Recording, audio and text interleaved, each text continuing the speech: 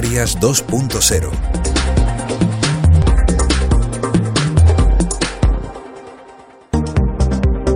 Canarias, tierra de emprendedores.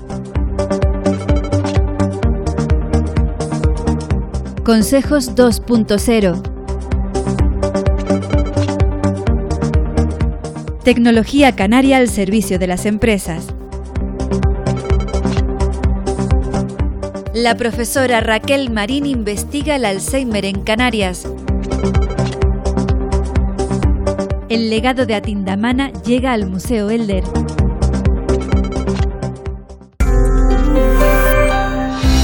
Si tienes un proyecto Mac, te ofrecemos la divulgación en Canarias 2.0, tanto en radio como en televisión. Canarias emprende.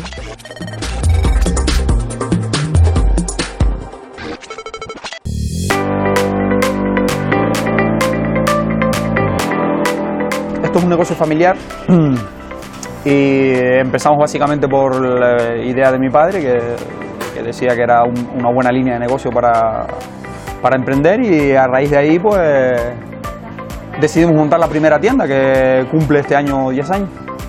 Al principio lo peor sobre todo es la financiación. La financiación es bastante complicada, hay muchas cosas que pagar, y luego el desconocimiento, porque nadie había trabajado nunca en este sector, veníamos de otros sectores y era complicado porque teníamos que aprender y funcionar al mismo tiempo, y fue bastante complejo, la verdad.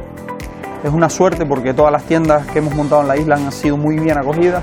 Hemos querido ir situando las tiendas en puntos donde era necesario una tienda de proximidad y acercar los precios de grandes superficies a los vecinos, ponerlos cerca de su casa, y por suerte hemos tenido siempre buena acogida, pero claro, este tipo de negocio, por muy buena acogida que tengas, por muy bien que vayan, siempre hay muchísimas cosas que pagar, el margen de beneficio es muy estrecho, entonces requiere de constancia, de mucho trabajo, de mucho tiempo para luego que esto vaya siendo rentable en la medida de lo posible.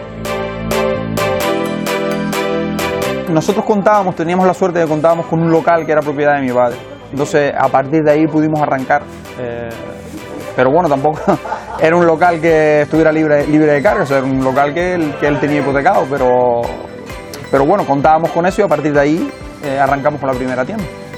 La primera tienda que abrimos la abrimos en Playa de Santiago, luego 2 años después abrimos en Hermigua, luego abrimos en San Sebastián una tienda que tenemos en sociedad con otra persona que pertenece también a nuestra cadena aquí en la isla, y la última tienda que hemos abierto ha sido esta, que se abrió en febrero del año pasado, tiene ahora 1 año y 1 mes.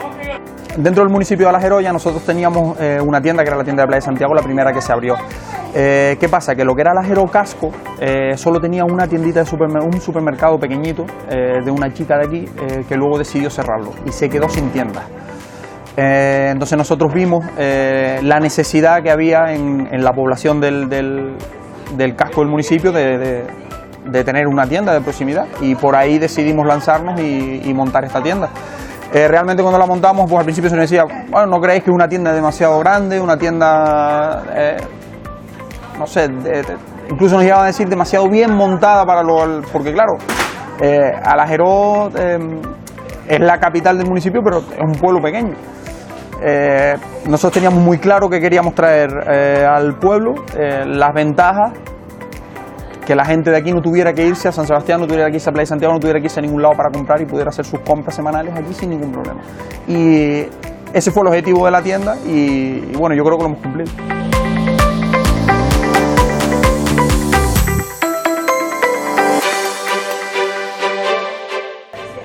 La vida del autónomo es muy complicada. Sobre todo nosotros, aparte, es que tenemos muchos empleados por el tipo de negocio que tenemos, ya tenemos casi 40 empleados, con lo cual es todo muy complejo. Yo a veces le digo a compañeros de otras empresas, de empresas que nos venden a nosotros y tal, les digo, mira, la diferencia está en que si tú cometes algún error o pasa algo, lo más que te puede pasar es que pierdas tu trabajo y consigas trabajo en otro sitio. Pero es que si yo cometo ese mismo error, yo aparte de perder el trabajo, es que me arruino yo y se arruina mi familia. Si nosotros los autónomos ponemos en juego todo, nuestro capital familiar y claro, es un hándicap muy complejo. Sí es cierto que para esta tienda de Alajerol, que es la última que montamos, recibimos una ayuda del Gobierno de Canarias, una línea de subvenciones para pymes que sacó el año pasado. Es cierto que están sacando ayudas todos los años y es un punto a favor para todo aquel que quiera empezar con un negocio, que quiera empezar a emprender. Es un hombro en el que arrimarse, las ayudas que puedan proporcionar los diferentes organismos. El consejo que daría para una persona que quiera emprender, lo principal es que no tenga miedo. Porque si tiene miedo no va a salir de su casa, ni va a emprender nada, ni va a hacer nada. Y si tiene la voluntad de formar un negocio, simplemente que haga un negocio realista, que no se lleve por fantasías ni por cosas demasiado irreales. Intente hacer un negocio de lo que necesite la población donde él lo va a montar, ajustarse al mercado y a partir de ahí tirar para adelante, que si se trabaja, si hay constancia, si se es serio, eso es muy importante, ser serio, trabajar. A partir de ahí luego todo viene rodado.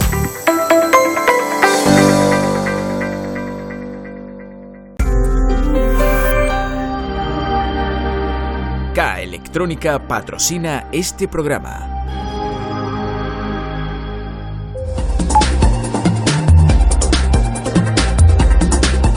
Prevención en el uso de las nuevas tecnologías.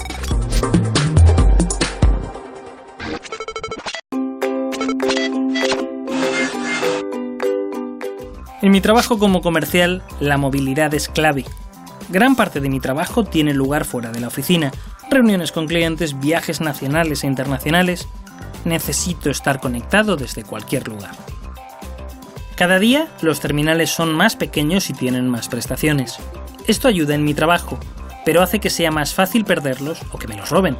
Por eso, utilizo un PIN para bloquearlos. Además, tengo instaladas aplicaciones que me permiten localizar mis dispositivos y borrarlos remotamente si es necesario.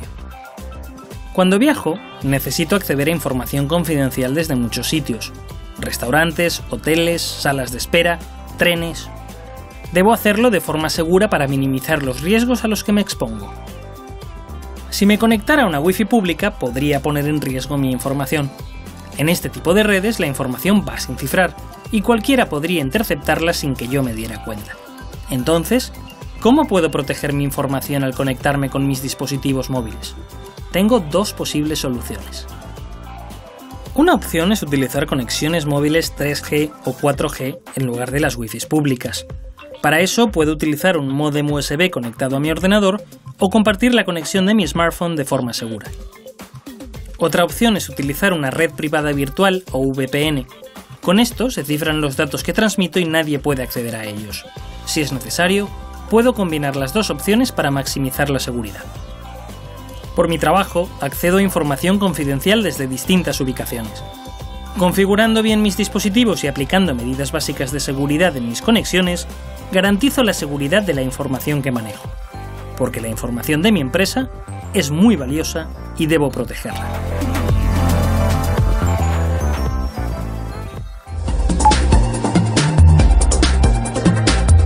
Importancia del mantenimiento y seguridad de los ordenadores.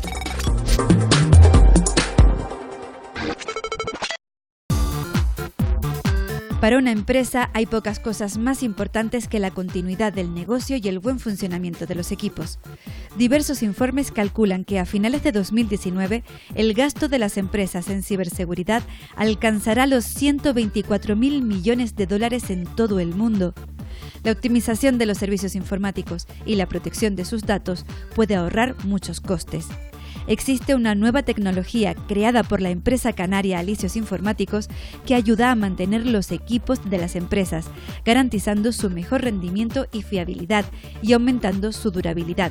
Se trata del programa Alcon Keep Safe. Alcon nace como un producto dedicado o pensado para el empresario y para cualquier persona que para su trabajo necesite de un ordenador y que ese ordenador esté constantemente digamos al 100% de su capacidad.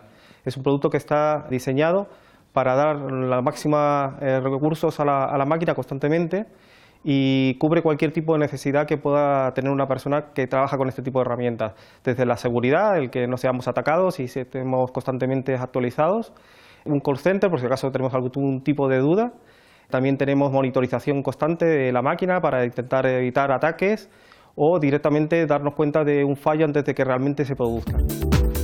Alcom KeepSafe realiza un mantenimiento predictivo, detectando problemas antes de que sucedan.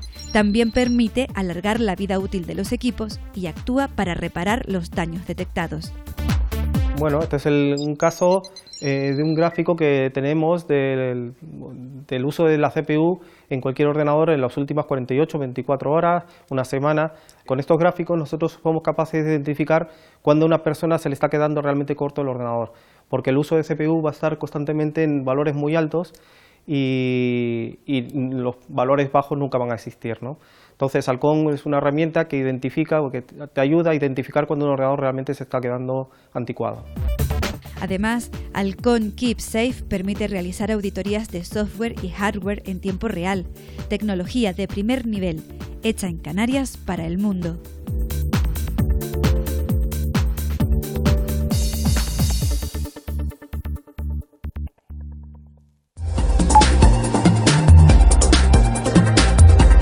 Canarias contribuye a investigar el Alzheimer.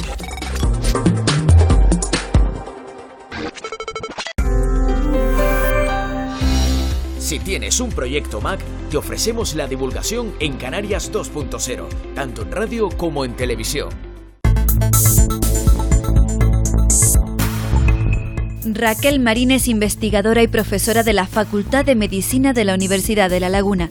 Lidera un equipo multidisciplinar formado por médicos, biólogos y especialistas en genética que investigan la enfermedad de Alzheimer. Estudiamos cuáles pueden ser los primeros indicios de la enfermedad de Alzheimer para poder, de esa manera, prevenir mejor la enfermedad, así como para buscar tratamientos en terapias tempranas que permitan tener una mejor eficacia de ese tratamiento, porque son enfermedades de mucha incidencia, cada vez más incidencia porque la población cada vez envejece más durante más tiempo, y entonces nos hace falta conseguir un envejecimiento cerebral saludable, y para eso nos hace falta conocer mejor cómo se desencadenan estos procesos de deterioro del cerebro. ¿Cuándo suele manifestarse la enfermedad de Alzheimer? Suele empezar a partir de más o menos 60-65 años. En un primer momento, sobre todo en mujeres, si bien luego, con el paso de los años, hacia los 80-85 años, pues también es muy frecuente en hombres. Los primeros síntomas de la enfermedad se basan sobre todo en fallos en la memoria a corto plazo. Entonces, bueno, evidentemente eso no quiere decir que sea lo primero que le ocurre al cerebro cuando está fallando, pero cuando ya uno empieza a notar que le falla la memoria en el corto plazo es cuando va al neurólogo, que es cuando empieza un poquito a hacer el diagnóstico correspondiente de Alzheimer. Entonces, en la memoria a corto plazo, ¿qué nos ocurre? Que a lo mejor somos capaces de acordarnos perfectamente cómo era la receta de la abuela de las magdalenas y no nos acordamos dónde hemos puesto las llaves que acabamos de dejar en algún sitio en casa. El Alzheimer no evoluciona igual en todos los pacientes. Existen distintos estadios que marcan el grado de desarrollo de la enfermedad. Tenemos desde el estadio 1 hasta el estadio 6. ¿Qué va ocurriendo en esos procesos? Pues que cada vez vamos teniendo una mayor degeneración del cerebro. Se va haciendo más pequeño, va perdiendo volumen, va perdiendo capacidades, etc. Desde los 65 años, pues puedes perfectamente estar 10, 15 años en estadio 2, 3, etcétera, sin llegar a estadio 6. Depende de las personas. En otras a lo mejor pues hay un proceso acelerado de mayor deterioro y entonces pues a lo mejor 15 años después pues tienes un estadio ya muy avanzado. Pero no hay realmente una fórmula. Lo que sí es cierto es que es un proceso paulatino, más o menos lento, dependiendo de las personas.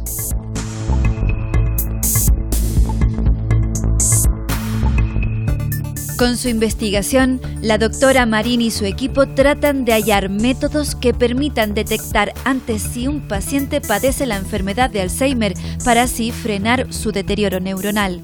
Uno de nuestros retos en la investigación que estamos desarrollando se basa en buscar, porque como los diagnósticos son a veces complejos, en buscar cuáles pueden ser marcadores tempranos de deterioro de Alzheimer, es decir, cuáles son los primeros marcadores, las primeras señales que nos están indicando que una persona puede tener Alzheimer. y para que tengamos un diagnóstico más fehaciente, mejor, más adecuado y de esa manera un tratamiento también temprano más adecuado. ¿Dónde los encontramos? Los encontramos, por ejemplo, en el líquido cefalorraquídeo. El líquido cefalorraquídeo, que se puede extraer por punción lumbar, eso lo tiene que hacer un especialista, un neurólogo, por punción lumbar. Entonces, de ese líquido cefalorraquídeo podemos analizar qué marcadores, qué proteínas, por ejemplo, o qué grasas están siendo afectadas a diferentes niveles de acuerdo a si una persona puede o no tener un primer estadio de Alzheimer. Los investigadores han descubierto que comer alimentos ricos en omega 3 ayuda a prevenir el Alzheimer.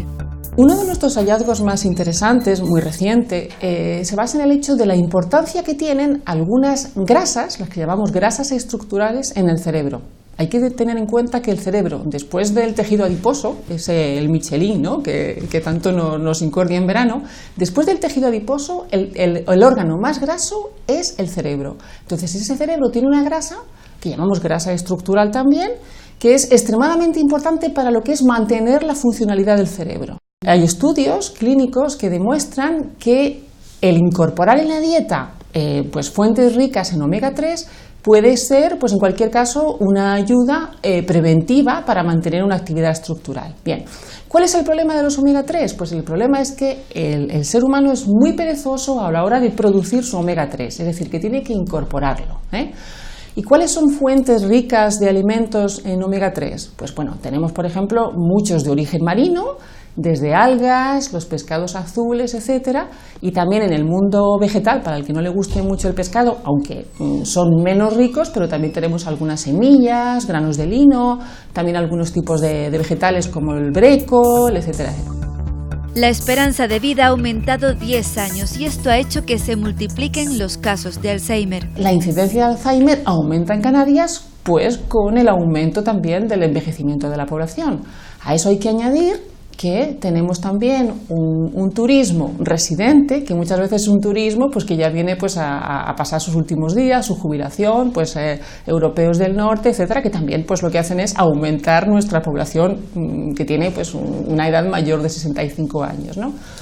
Frente a eso tenemos también una población que tiene acceso a fuentes marinas, con lo cual bueno, pues tiene también un acceso mayor a todo lo que son ingestas de pescado, ¿no? Etcétera, etcétera. Hay una tradición de comer pescadito y demás.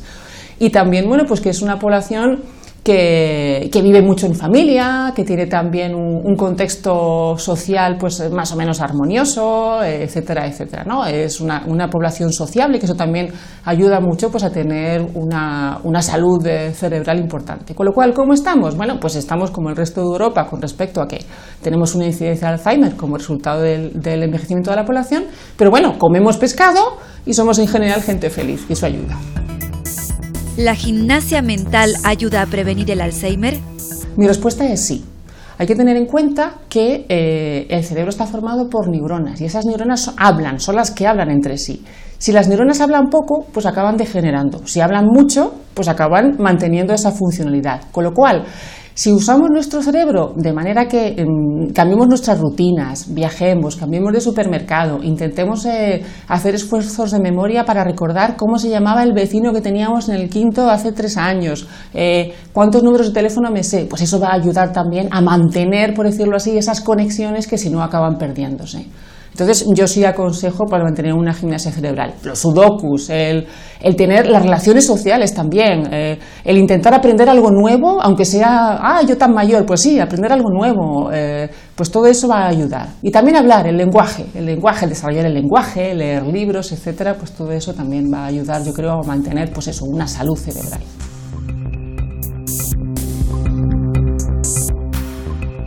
Del trabajo de estos investigadores depende que algún día se encuentre una cura para el Alzheimer. Raquel Marín reclama más fondos estatales para potenciar la investigación en Canarias. Tenemos la generación mejor formada de investigadores en Canarias de toda nuestra historia, con lo cual nos encontramos con pocos fondos, mucho talento y mucha preparación desaprovechada. Entonces, sinceramente, desde mi punto de vista, hemos puesto una enorme inversión en formar investigadores que ahora, cuando tienen talento y cuando están formados, no tienen acceso a desarrollar ese talento para el servicio social, de salud y mejorar nuestro contexto socioeconómico.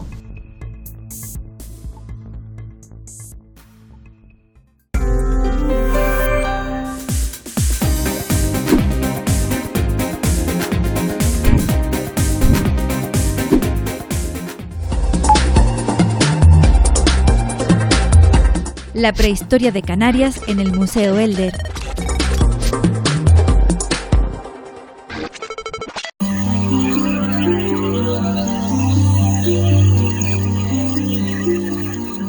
El Museo Elder de la Ciencia y la Tecnología prepara para este 2019 una ambiciosa exposición sobre cultura aborigen, el legado de Atindamana. El Museo Elder se traslada 100, 200 años antes de la conquista de las islas. La propuesta que vamos a tener en nuestro centro que divulga ciencia y tecnología va a tener mucho que ver con diferentes ramas de la ciencia, ¿no? La antropología, la arqueología, la propia historia. Nos vamos a adentrar además en una fusión entre etnografía científica y tecnología. Vamos a explicar diferentes elementos con mucho rigor de nuestra propia historia de Canarias, de adentrarnos en nuestros orígenes, en nuestra cultura indígena, pero también fusionando elementos tecnológicos para hacer un formato mucho más atractivo para la divulgación de nuestra propia historia. Yo creo que el legado de Atindamana se convierte en una exposición estrella de todos los contenidos que vamos a promover en el Museo Elder de la Ciencia.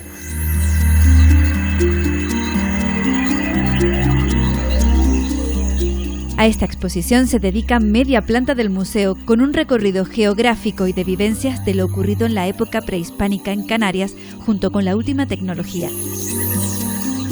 Habrá hologramas, mapping y una cuidada fotografía, escenografía y ambientación que va a llamar mucho la atención. Todo el recorrido guiados a través de un personaje real, Atindamana.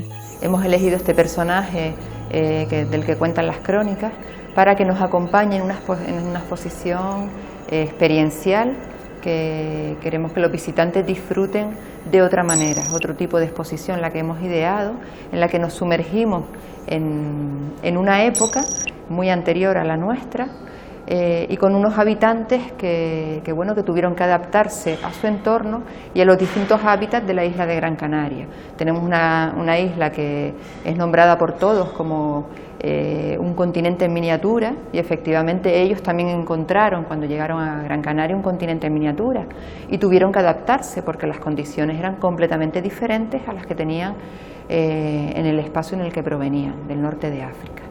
Entonces hemos intentado retratar en esta exposición cada uno de esos hábitats y conocer un poquito más cómo los habitantes de esa zona pues se adaptaron a su entorno. En este caso pues nos encontramos ahora en la zona que es un bosque de laurisilva.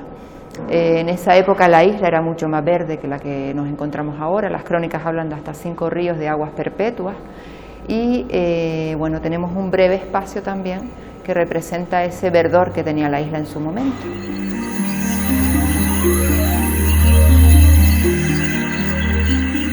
No se ha descubierto aún cómo llegaron los antiguos pobladores a las islas, ni siquiera el momento exacto del poblamiento, ni si llegaron en un único grupo o en varias arribadas. Pero sí se sabe que este grupo humano tuvo que adaptarse a unas condiciones orográficas y climatológicas muy diferentes a las que conocían. Uno de los hábitats en los que ellos permanecieron fue en las costas de nuestras islas.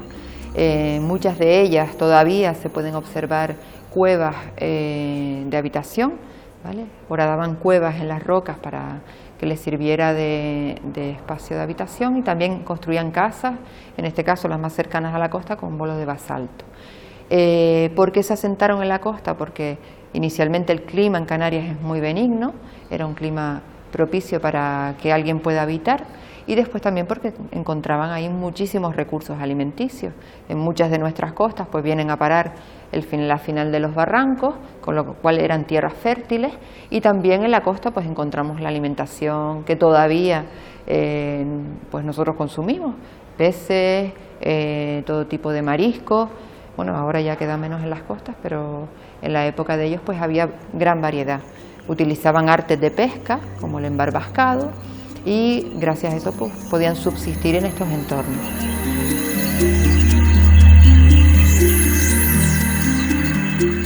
No solo poblaron las zonas de costa, también las medianías y barrancos donde la agricultura era su principal actividad. Podemos ver cómo los primeros canarios pues entonces utilizaron la orografía, lo que la orografía les permitía para crear espacios de cultivo. que en este caso, pues como las montañas pues tenían muchísima pendiente, pues van aterrazando esos espacios para poder aprovecharlos al máximo. Cultivaban cereales y legumbres, trigo, cebada, habas, y además contaban ya con unos sistemas muy rudimentarios de regadío. Los primeros canarios pues utilizaban graneros colectivos para guardar esas cosechas y poder pues dar de comer a la comunidad. Y nosotros hemos pues también recreado un espacio para que se vea pues el proceso que se seguía después de la siembra. Guardaban el grano y posteriormente ya lo tostaban, lo molían y ya era el alimento para ellos.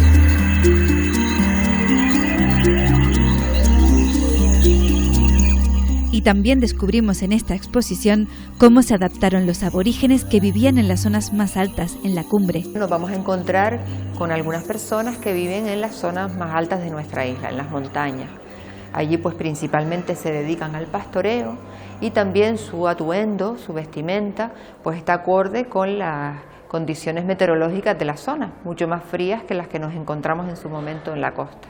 Al igual que en costa nos encontrábamos con personajes prácticamente desnudos, con una falda de junco, pues ya en montaña, en interior, nos vamos a encontrar pues con otras personas completamente vestidas, con sus capas, abrigados, la capa que tienen pues con el pelo hacia adentro, porque las condiciones meteorológicas pues así lo imponían, para no pasar frío.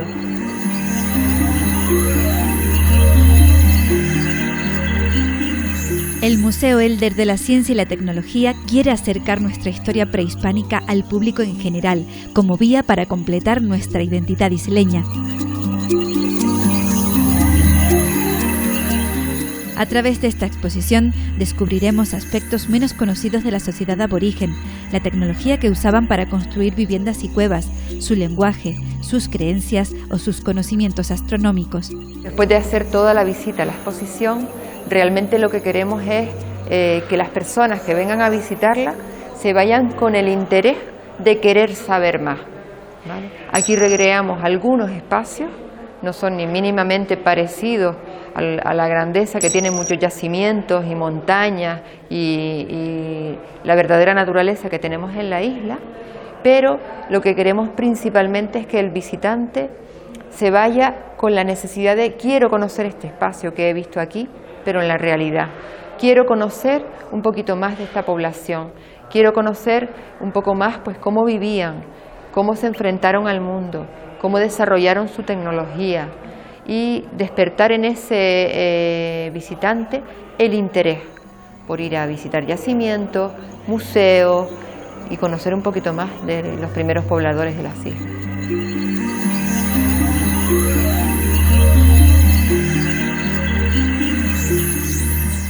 Los visitantes podrán percatarse del modo en que los indígenas canarios adaptaron los conocimientos que trajeron desde su lugar de origen a un entorno nuevo, diferente y hostil, utilizando su inteligencia y su creatividad para solucionar los problemas a los que se enfrentaron, establecerse y sobrevivir. El conocer nuestra propia cultura, el conocer nuestras raíces, de una manera con mucho rigor histórico, con elementos reales, con elementos naturales, sabiendo evolucionar en nuestro propio recorrido como canarios, ese mestizaje del que todavía recordamos alguna de nuestras primeras esencias, lo vamos a ver aquí, en vivo, en directo y en un formato experiencial, porque se van a vivir experiencias, se van a vivir sensaciones y vamos a fusionar lo antiguo con lo moderno. Están todos invitados. El legado de Atindamana, próximamente en el Museo Elder de la Ciencia y la Tecnología en Las Palmas de Gran Canaria.